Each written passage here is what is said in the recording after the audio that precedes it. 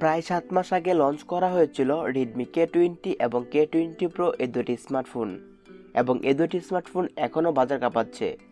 বছরের শেষে নতুন বছরকে আগমন জানাতে Xiaomi বাজারে নিয়ে এসেছে Redmi K30।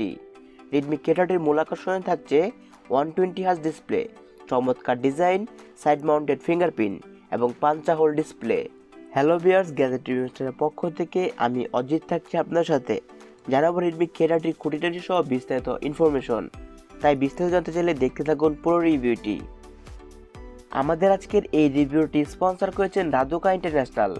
বসুন্ধরা শপিং কমপ্লেক্সে তারা ট্রাস্টের সব নামে সুপরিচিত।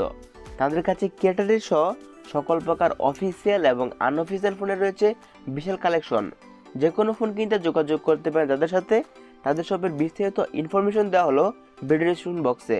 যারা আমাদের চ্যানেলটি সাবস্ক্রাইব করে গ্যাজেট রিভিউ মাস্টার হ্যাশট্যাগটি ইউজ করবেন তাদের জন্য রয়েছে স্পেশাল ডিসকাউন্ট অথবা কোনো গিফট।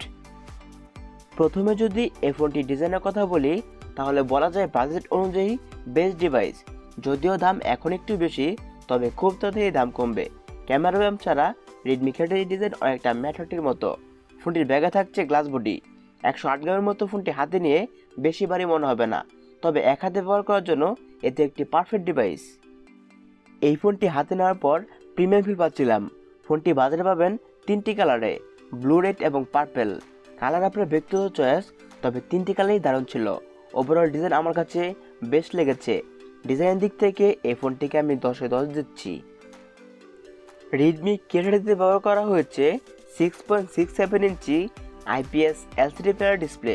এর স্ক্রিন টু বডি রেশিও হলো 84:4%। রেজলিউশন থাকছে 1080x2400 পিক্সেল। এই ফোনটির মূল আকর্ষণ হচ্ছে 120Hz refresh rate display. 120Hz refresh রেটের পারফরমেন্স আমি ভিডিওতে বলে বোঝাতে পারবো না। আপনি একজন ইউজার হলে এর পারফরমেন্স বুঝতে পারবেন। এছাড়া আপনারা অনেকে জানেন হাই রিফ্রেশ ডিসপ্লেগুলো কতটা স্মুথ হয়। আপনি যখন স্ক্রলিং, নেভিগেশন এবং ইয়ার ট্রানজেকশন করবেন তখন এর স্মুথনেসটা বুঝতে পারবেন। Redmi K30 ডান সাইডে পাচ্ছেন ভলিউম আপ ডাউন এবং পাওয়ার বাটন। পাওয়ার বাটনটা ফিঙ্গারপ্রিন্ট হিসেবে কাজ করে। Redmi K30-র বাম পাশে পাচ্ছেন সিম স্লট। Redmi K20-তে মেমোরি ব্যবহারের ফিচারটা মিসিং ছিল, কিন্তু K30-তে থাকছে একটি সিম, একটি মেমোরি অথবা দুটি সিম একসাথে ব্যবহার করার সুবিধা। ফোনটিতে পাচ্ছেন আয়ার ব্লাস্টার এবং সেটআপ থাকছে উপরে। ফোনটির নিচে পাচ্ছেন earphone jack, micro USB charging port type C, থাকছে স্পিকার। 64 মেগাপিক্সেল ক্যামেরা আর নতুন কিছু নয়। এর আগে আমরা অনেক ফোনে 64 মেগাপিক্সেল ক্যামেরা ব্যবহার করতে দেখেছি। Redmi K30-তে পাচ্ছেন quad camera setup. 64 megapixel primary ক্যামেরার অ্যাপারচার f1.9। দ্বিতীয় ক্যামেরাটি হচ্ছে 8 মেগাপিক্সেলের আলট্রা ওয়াইড অ্যাঙ্গেল ক্যামেরা। এর অ্যাপারচার f2.2। থাকছে 2 মেগাপিক্সেলের ম্যাক্রো ক্যামেরা এবং 4 নম্বর ক্যামেরাটি হচ্ছে 2.4 অ্যাপারচারের 2 মেগাপিক্সেলের depth sensor. 64 megapixel primary camera দ্বারা ফোনটি দারুণ দারুণ ছবি তুলতে সক্ষম। ফোনটি ডাইনামিক রেঞ্জ, ডিটেল ছিল অসাধারণ। শার্পনেস ভালোই বলা যায়। লোডের ছবিগুলো বেশি স্মুথ করে ফেলে। ডেলাইটে খুব ভালো ছিল। 64 মেগাপিক্সেল মারাত্মক ছবি পাচ্ছিলাম। ছবিতে নাইট ডিটেলস কমে যায়, কিছু কিছু ছবিতে নয়েজ এবং ব্লার দেখা যায়, তবে ছবিগুলো ছিল কালারফুল। পিকচার কোয়ালিটি ডিটেলস ছিল, পিকচার কোয়ালিটি ওভারঅল ভালো ছিল। পোর্টের মূল্য দারুণ ছবি পাচ্ছিলাম। পোর্টের ছেড়ে দেওয়ার মতো কোনো প্রবলেম ছিল না। ম্যাক্রো ক্যামেরায় ভালো ছবি পাচ্ছিলাম। ফোকাসে কোনো প্রবলেম ছিল না। ওয়াইড অ্যাঙ্গেল ক্যামেরা মোটামুটি ভালো ছবি পাচ্ছিলাম। ডিটেলস ভালো, কিন্তু কালার হোয়াইট ব্যালেন্স ভালো ছিল না। সেলফি ক্যামেরা পাচ্ছেন ডুয়াল ক্যামেরা সেটআপ। মেন ক্যামেরাটি হচ্ছে 20 মেগাপিক্সেলের অ্যাপারচার 2.2, সাথে পাচ্ছেন 2.4 অ্যাপারচারের 2 মেগাপিক্সেলের ডেপথ সেন্সর। ফোনটি 20 মেগাপিক্সেলের ক্যামেরা রেজাল্ট অন্য সব ফোনের মতোই, কিন্তু আলাদা করে ডেপথ সেন্সর থাকায় পোর্ট্রেট এবং ভালো ছবি পাচ্ছিলাম। সেলফি ক্যামেরা সেলফিগুলো ছিল কালারফুল। ডেলাইটে ভালো ছবি পাচ্ছিলাম। রাতের ক্যামেরা মোটামুটি ভালো ছবি প্রোভাইড করছিল। ডিটেলস লস বা পোর্ট্রেট ছেড়ে দেওয়ার মতো কোনো প্রবলেম ছিল না। আমাদের গ্যাজেট রিভিউ মাস্টার ইউটিউবে চলছে একটি গিভওয়ে। গিভের রুলস হিসাবে আমাদের চ্যানেলটি সাবস্ক্রাইব করতে হবে। সাবস্ক্রাইব স্ক্রিনশটটি আমাদের পেজে কমেন্ট করতে হবে। ভিডিও করতে পারবেন 2160p 30 fps এবং 1080p 120 fps, 720p 960 fps। Primary camera video quality ছিল খুবই দারুণ। ফোনটিতে পাচ্ছেন স্লো মোশন ভিডিও করার সুবিধা। ভিডিও কোয়ালিটি ওভারঅল ভালো ছিল। চলুন দেখে আসা যাক কিছু স্লো মোশন ভিডিও স্যাম্পল।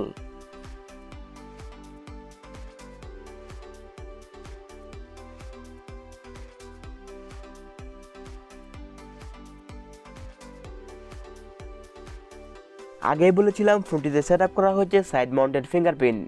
আমার কাছে সাইড মাউন্টেড ফিঙ্গারপ্রিন্টটা চমৎকার লেগেছে। ফিঙ্গারপ্রিন্ট ছিল 99% ফাস্ট। থাকছে ফেস আনলক ব্যবহার করার সুবিধা। ফেস আনলক স্পিড ছিল সুপার ফাস্ট। যেহেতু দুটোর স্পিডই প্রায় অলমোস্ট সেম, সেহেতু পরামর্শ ছিল দুটি ব্যবহার করার জন্য। প্রসেসর হিসেবে ফোনটিতে ব্যবহার করা হয়েছে স্ন্যাপড্রাগন 730G প্রসেসর।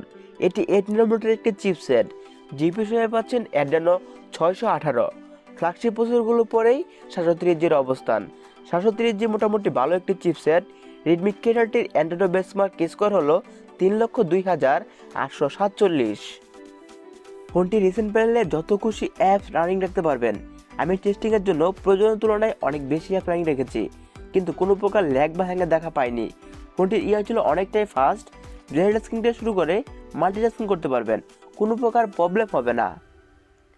অ্যান্ড্রয়েড 10-এর উপর বেস করে ফোনটিতে রানিং করছে MIUI 11। ফোনটিতে আমার ইউজে কোনো সফটওয়্যার ইস্যু ছিল না। রেডমি K30 ছিল চাইনিজ ভার্সনের, তাই থাকছে না কোনো প্লে স্টোর, কিন্তু চাইলে অ্যাপ স্টোর থেকে প্লে স্টোর নামিয়ে নিতে পারবেন। ফোনের চারপাশে চিন এবং বেজেলের পরিমাণ ছিল অনেকটাই কম। আমি পার্সোনালি এরকম ফোনই লাইক করি। পাঞ্চল ক্যামেরাযুক্ত ডিসপ্লেতে মিডিয়া ওয়াচ এক্সপিরিয়েন্স ছিল দারুণ। ডিসপ্লেতে কোনো কালার শিফটিং বা শার্পনেসের ঘাটতি ছিল না। এবার কথা বলবো ফোনটির গেমিং পারফরমেন্স নিয়ে। প্রায় সকল প্রকার গেমই স্মুথলি ব্যবহার করতে পারবেন। ফোনটিতে পাবজি প্লে করতে পারবেন এইচডি গ্রাফিক্সে এবং হাই ফ্রেম রেটে। ফোনটিতে ল্যাগ হ্যাংয়ের কোনো প্রশ্ন আসে না। আমি এই ফোনটি হাতে পাওয়ার পর অসংখ্যবার পাবজি খেলেছি। পারফরমেন্স ছিল পুরো জোস লেভেলের। ফোনটি আমি ব্যাক খাবার ছাড়া ইউজ করেছি, কিন্তু তেমন কোনো হিটিং ইস্যু লক্ষ্য করিনি। ওভারঅল এর গেমিং পারফরমেন্স ভালো ছিল।